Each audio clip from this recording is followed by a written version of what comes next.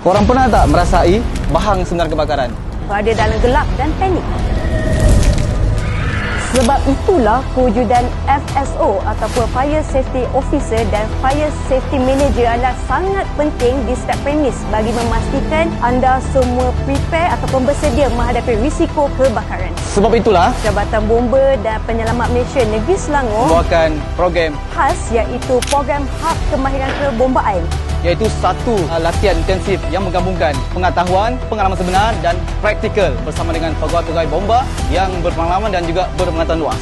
Di sini anda bukan saja berada di dalam seminar mendengar teori, tetapi anda akan memperolehi satu pengalaman sebenar di mana anda akan mendapat mengendalikan alat pemadam api, mengetahui sistem keselamatan kebakaran.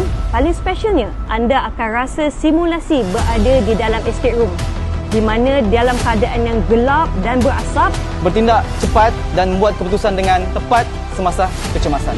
sama ada anda pemilik premis Pengurus bangunan, pegawai keselamatan, mahupun pekerja sektor swasta ataupun awam, program ini dapat meningkatkan kompetensi dan kesiapsiagaan anda menghadapi situasi kecemasan. yang lebih menarik Program ini adalah HRDC claimable bagi memudahkan organisasi melatih pekerja. Peserta akan mendapat sijil penyertaan sebagai bukti penyertaan dan kompetensi.